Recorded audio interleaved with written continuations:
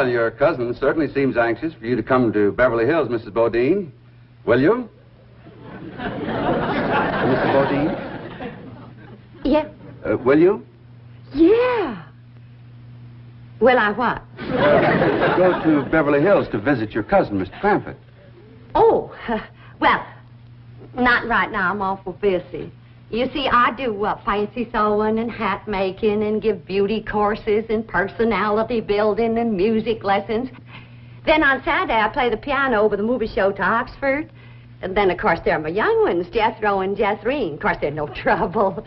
Jethro's in California, and Jethrine, she's fixing to get married.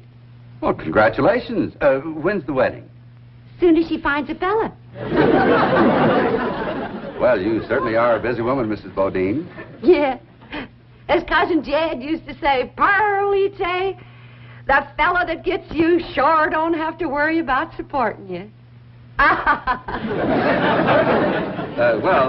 This is the phone I was telling you about. It's called a field telephone. Now, with this, I can communicate directly with the men working at the drilling site.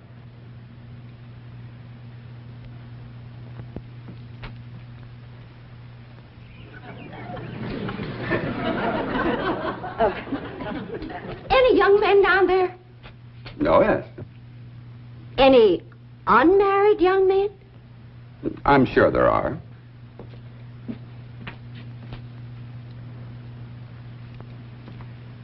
Any tall, unmarried young men? Well, they're probably all sizes. Yeah. Suppose it gets pretty lonesome working down there. Well, it's very likely. This is rather an isolated area. Any specially tall, specially lonesome, unmarried young ones? I don't think I can call any by name, no. Uh-huh.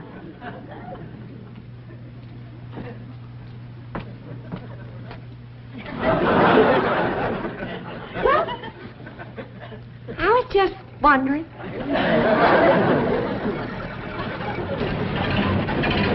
Excuse me, ma'am. Could you tell me where the oil drillers are working today? Well, now. What have we here? Rebecca of Sunnybrook Farm, and pretty, too. You know what, honey? I got something here just for you. A genuine French garter imported all the way from Paris, France. They usually sell for 50 cents, but, honey, you can have it for a quarter. Listen, honey, I'm going to be around a couple of days. You busy Saturday night? Well, you are now. And there's a dance over in Hooterville. Ooh-wee! I bet you're an armful of mama. I mean it, honey. I like big girls. You just do things to me.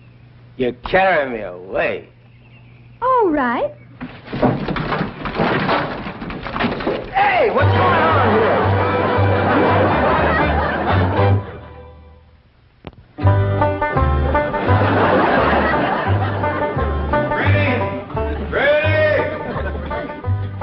There you are. What are you doing? I'm figuring. And I figure best when I'm fishing. Ain't no fish in there. I ain't fishing for fish. I'm fishing for figuring. What kind of figuring you fishing for? I'm fishing to figure how I can get home. Now, Granny, I've been doing some figuring, too. And you know, I think I got it figured out how come the neighbors ain't come to visit us. I'm listening. Well, I got it figured. Out here in Beverly Hills, instead of them coming to see us, we go to see them. How come? Oh, I don't know how come. That's just the way I got it figured. Mighty convenient figuring. Granny, it wouldn't do no harm and to give it a try. A lot of things are different out here. Well, I'll fish on it for a spell. Take Possum. Feet like a whale. Who said there ain't fish in here? Well, that's the prettiest I ever seen. Ah, I gotcha, you rascal. I'm gonna throw you right in the frying pan. This thing ain't nothing but skin. That's your Beverly Hills for you. All flashy and show on the outside and nothing on the inside where it counts. Fishing, people, is two different things. We're going to calling on our neighbors, and then we'll do our judging.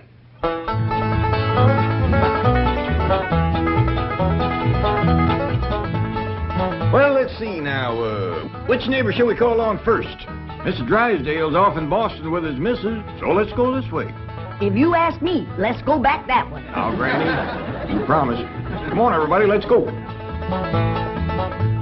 You reckon they'll give us a mess of pone or something, Pa? Or maybe some salted down possum. Probably so lie on us.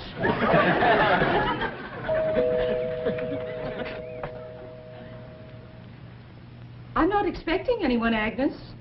Oh, it's probably just some children playing trick-or-treat, ma'am. Hi, ma'am. We's the Clampets. You got something for us? Yes, Joe. Aren't you rather big for this? Yes, ma'am, we are. In fact, I don't see how anybody gets through that little door. Just a minute. Come in. Come in and set a spell, as you folks say up in the hill. Well, we, thank you. We got a lot of calls to make. But, this here is Granny. Howdy. Hello? I'm my daughter, Ellie. Oh. My nephew, Jethro. Oh. And I'm Jed. Hello, Jed. I'm Agnes. Just call me Aggie. Mighty nice place you got here, Aggie. Oh, shucks, 'tain't nothing but a heap of bricks, but we call it home. Well, sure is nice to meet up with you. Oh, now wait just a minute. I got something for you. Wait a second. Here you go, Granny, and Ellie, that's you, and Jethro, you and Jed. There. Yeah, thank you. That's mighty neighborly of you. And you must come and see us sometime. Yeah, we'll go hunting together. Hey, Aggie, you like to play football? Love it. Well, there's a whole bunch of fellas that plays in the pasture down the way a piece. And they'd like it just fine if I could bring some more girls along. I don't think... Please, can we go out now? Not yet, children. Not till it gets dark.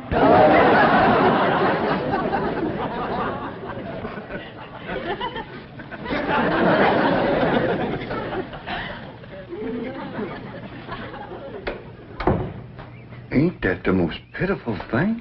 Heart-rending. Just heart-rending. Nice-looking woman. Friendly as you please. But them young'uns is the homeliest I ever see. Wonder she didn't want to come a-calling on us. Yeah. Reckon I'd stay home, too, if my kids looked like that. Kid, I ain't never gonna say a bad word about nobody. I know what you mean. Diggies, every house we went to, they was nice to us, wasn't they? Sure was, Jed. Hey, listen, everybody. I got an idea. Let's call up Cousin Pearl and tell her to come on out here. Uncle Jed, you can't call Ma on the telephone. Well, Mr. Drysdale said we could call anybody we had a mind to. Well, Ma, she ain't got no telephone at home. Don't matter. She ain't never home nohow. The way I look at it, you can't never tell what you can do until you try. Don't forget to spin the wheel.